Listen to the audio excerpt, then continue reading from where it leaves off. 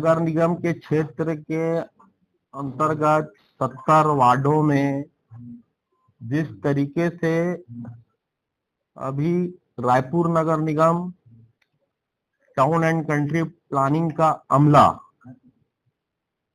जिस तरीके से दुकानों को, फुटकर व्यापारियों को हटा रहा है, जो 20-20 साल से काम कर रहे थे। कल मैं वहां पर भी गया था फूल चौक में। वो दुकान मेरे ख्याल से चाट की और गुपचुप की, शायद उसका नाम बनारस चाट भंडार है। वो 20-22 साल से दुकान वहां पर संचालित कर रहे थे। ऐसी ही बहुत जगह है जहां पर दुकानों को और जो गुमटियां हैं उनको हटाने का काम रायपुर नगर निगम के द्वारा और टाउन एंड कंट्री प्लानिंग के द्वारा किया जा रहा है। अच्छी बात है, हम लोग को व्यवस्था देना चाहिए। पूर्व मेयर को है और ना ही परिषद को इसकी जानकारी है, किसी को इसकी जानकारी नहीं। जानकारी के बगैर,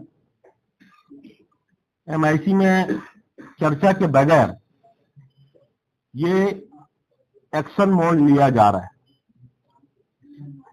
एक नियम होता है जब जो बहुत पुराना वो होता है, अगर कोई 10 साल 15 साल से अगर कोई अपना धंधा संचालित कर रहा है तो उसको पहले कहीं पर जगह दी जाती है, उसके बाद उसको वहां से हटाया जाता है। मगर लगातार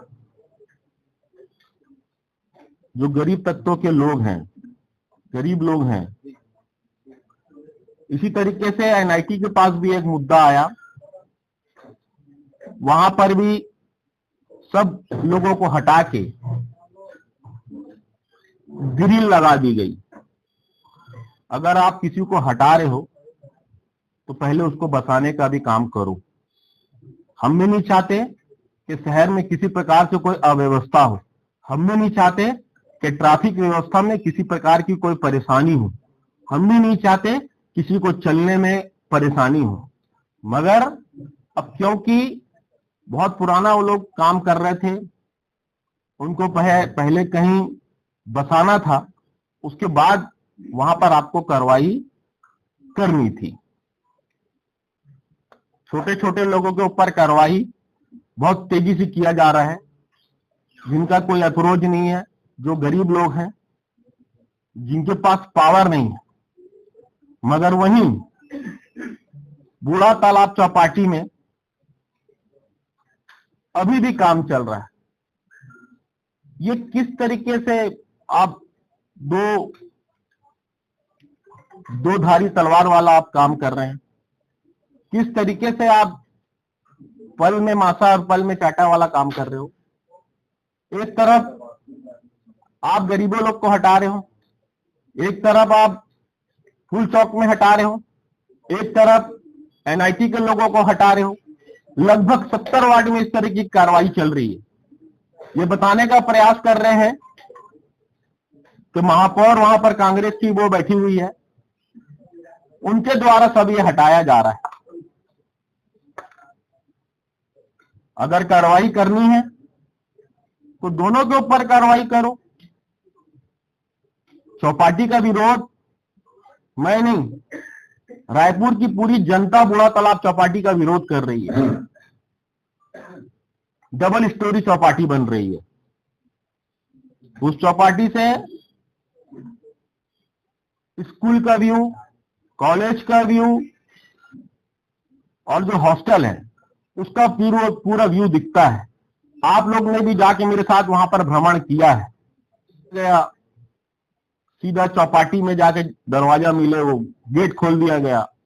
सरकार आते ही साथ साए साए बोले काम होंगे। हमने भी सोचा कि दरवाजा जो खोले उसके पीछे मानसिकता अच्छी होगी, हो सकता है हम कुछ गलती कर रहे हो, मगर नहीं, मानसिकता अच्छी नहीं थी, जिसको लेकर लगातार विरोध नागरिकों के द्वारा, विधायकों के द्वारा, पूर्व विधायकों के द्वारा, पार्षदों के द्वारा और पूर्व पार्षदों के द्वारा लगातार वहां पर विरोध हो रहा है। एक बात मैं आप लोग को बड़ी मजे की बात बताना चाहता हूं कि जो 152% की जो प्रक्रिया है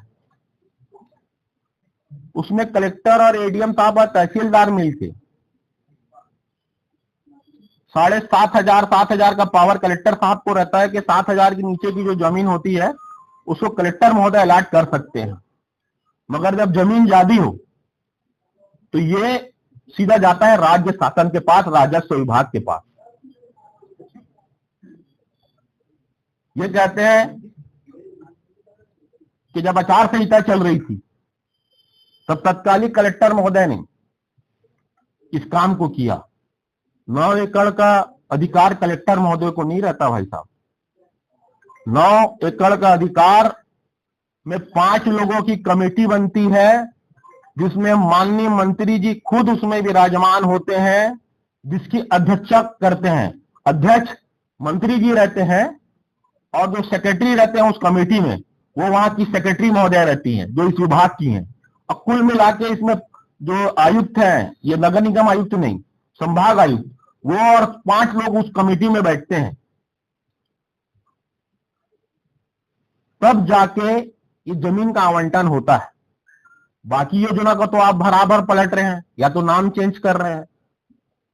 सिर्फ एक व्यक्ति को देने के लिए, सिर्फ एक व्यक्ति को लाभ पहुंचाने के लिए क्यों आपने 152% 28 जून को 2024 को यह आदेश निकला है। किसके कहने से निकला है, क्यों निकला है? एक ही आदेश क्यों निकला? बाकी आदेश फिर 2 दिन के बाद फिर 152% आप खत्म कर देते हैं। एक ही आदेश क्यों निकला? और ये आरोप लगाते हैं कि पूर्व की सरकार की किया हुआ। पूर्व की सरकार ने अगर भेजा था तो कैंसिल कर देना था। पूर्व की सरकार को आप फैसलों को बदल रहे हो। पूर्व की सरकार के जो काम उसको आप नाम चेंज कर रहे हो, नाम चेंज करके आप वो कर रहे हो। आप बहुत सारी चीजों को पूर्व सरकार के चेंज कर रहे हो। इसको आपने क्यों चेंज नहीं किया? इसको आपने क्यों, आपके पास जब आए, जब कलेक्टर महोदय ने भेजे, रिजेक्ट कर देना था, कैंसिल कर देना था, नहीं देना था, मगर नहीं। बहुत बड़ा भ्रष्टाचार इसमें हुआ है। अब मुझे लगता है बहुत सारी सेंट्रल एजेंसियां हैं, बहुत सारी एजेंसियां अभी सब चीज में सक्रिय होती है। मैं तो माननीय प्रधानमंत्री जी से मांग करता हूं आप लोग के माध्यम से कि इस पूरे प्रकरण की, क्योंकि इसमें मेरे हिसाब से 300-400 करोड़ का ये मामला है, इस प्रकरण की पूरी सीबीआई जांच होना चाहिए। क्योंकि मुझे लगता है कि इसमें राज्य सरकार ने बिना किसी को जाने, बिना किसी को विश्वास में लिए, ना वहां के जो नागरिक हैं उनको विश्वास में बिना लिए, जब वो कॉलेज के लिए जगह आरक्षित थी, जब कॉलेज के लिए वहां पर भूमि पूजन हो गया था, तो ऐसा क्या हुआ पड़ा कि आपने वहां पर 9 एकड़ बहुत बड़ा मॉल बनाने के लिए आपने वो जगह को बेच दिया। और सिर्फ पूरी सरकार में अगर 152% हुआ है तो सिर्फ एक प्रकरण हुआ है, उसके अलावा कोई प्रकरण नहीं हुआ। तो सरकार को, माननीय मुख्यमंत्री जी को, माननीय मंत्री जी को, टंकराम वर्मा जी को, माननीय प्रभारी मंत्री जी को, केदार कश्यप जी को और माननीय राज्यपाल महोदय जी को भी ये सब चीज संज्ञान में लेना चाहिए कि 9 एकड़ जमीन कौड़ी के दाम में बेच दी गई। 1700-1600 रुपए में जमीन बेच दी गई। वो जमीन की कीमत मेरे हिसाब से आज की डेट में 6 से 7 हजार रुपया स्क्वायर फीट है। तीसरा जो एक प्रमुख मुद्दा है, सुप्रीम कोर्ट का एक आदेश है कि आप 100 मीटर तक के किसी भी प्रकार की कोई चौपाटी नहीं खोल सकते। पानी से दूर अगर आप 100 मीटर आपका वो है तो आप वहां पर चौपाटी नहीं खोल सकते, मगर वहां पर चौपाटी खोली जा रही। सिर्फ उसी चौपाटी को आप वो करने दे रहे हैं, बाकी लोगों को आप हटाया जा रहा है। बाकी लोग, गरीब लोगों को आप रातों रात आप लोग उसको जाके तोड़ फोड़ कर दे रहे हैं। क्या उनको नोटिस दी जा रही है? क्या उनको समय दिया जा रहा है? क्या उनको कहीं पर जाके बसाया जा रहा है? क्या उनको व्यवस्थापन दिया जा रहा है? कोई व्यवस्थापन नहीं दिया जा रहा है। सीधा और सीधा जाके तोड़फोड़ कर दे रहे हैं। और अभी 1 महीना 1.5 महीना ये ऐसे ही काम करेंगे और ये बताने का प्रयास करेंगे कि रायपुर में नगर निगम में कांग्रेस की सरकार है, वहां जो परिषद है वो कांग्रेस की है।